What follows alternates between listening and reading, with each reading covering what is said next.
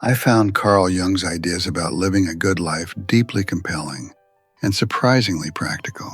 So walk with me for a moment as we explore 5 of his most important principles and how they quietly shape the way a good life is lived. Here are Carl Jung's 5 rules for a happy life. Number 1, befriend your shadow. The shadow is everything we don't want to see about ourselves. The traits we disown, the emotions we suppress, the patterns we repeat but don't understand. It's our fear, our defensiveness, our coping strategies, our blind spots. And sometimes it's even the beliefs and values we've inherited without ever questioning whether they're truly ours. I used to believe that my anxiety was something to eliminate, something to fix, something standing in the way of who I was meant to be. What I discovered, slowly, painfully, was that the only way anxiety loosened its grip was when I stopped running from it, when I turned toward it, when I asked what it was trying to protect me from. I had to accept parts of myself I'd spent years rejecting. Only then did the anxiety begin to soften. Robert Frost said it simply, "The only way out is through." Suppressed emotions are like holding a beach ball underwater. You can keep it down for a while, but eventually, it explodes back to the surface. Sometimes as an overreaction to something small, sometimes through your dreams, sometimes through your body. In my case, it was all of the above. Jung warned that if we don't make the unconscious conscious, it will direct our lives, and we'll call it fate. When I finally found the courage to look inward, I didn't just find darkness. I found history, context, meaning. One does not become enlightened by imagining figures of light, Jung wrote, but by making the darkness conscious. Number 2, follow meaning, not pleasure. Jung believed that human beings don't suffer because life is hard.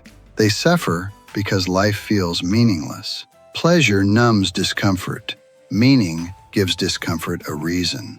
Meaning can take many forms: raising a family, building something slowly, serving a community, caring for animals, developing a spiritual practice, even learning how to sit with yourself in silence.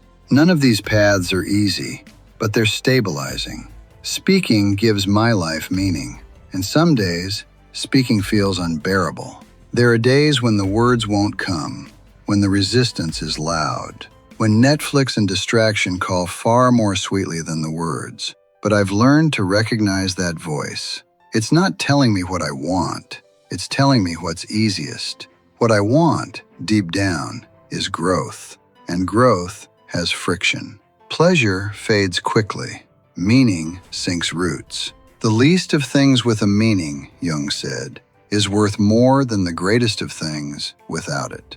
Number 3, become whole, not perfect. One of the most liberating ideas Jung ever offered was this: you are not meant to become flawless. You are meant to become whole. For years, I treated my flaws like enemies, as evidence that something was wrong with me. Trying to eliminate them was exhausting, and worse, it reinforced the belief that I was broken.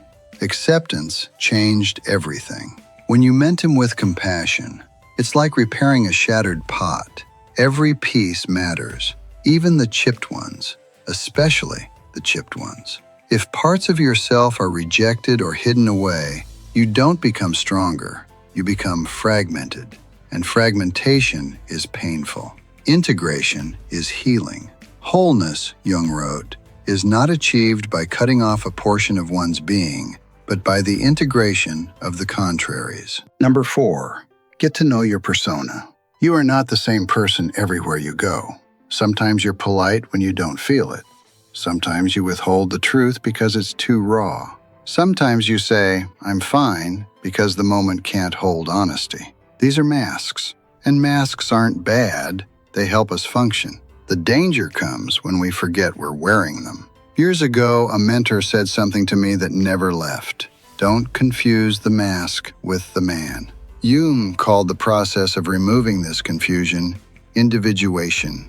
The slow, lifelong act of becoming who you actually are beneath performance and expectation. The older I get, the more seriously I take that task. because the cost of not doing it is subtle but immense.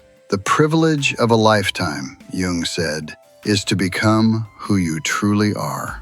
Number 5, integrate your opposites. Jung believed that every psyche contains opposites, masculine and feminine, logical and emotional, spiritual and material, light and shadow. He called these inner counterparts the anima and animus. For me, as a sensitive man deeply connected to emotion and intuition, my work has been to develop firmness, to speak clearly, to set boundaries, to stand without aggression. For others, the work is reversed. But the aim is always the same: balance. When our opposites are no longer at war, something remarkable happens. The psyche becomes coherent. That's harmony. That's integration. That's what these 5 ideas have given me. Not happiness as a constant emotion, but a deep, quiet alignment with myself. Different roads, one center. And every time I return there, I understand myself a little more. If these ideas fascinated you as much as they did me, there's more ahead. Like the video and follow for practical reflections on psychology and well-being.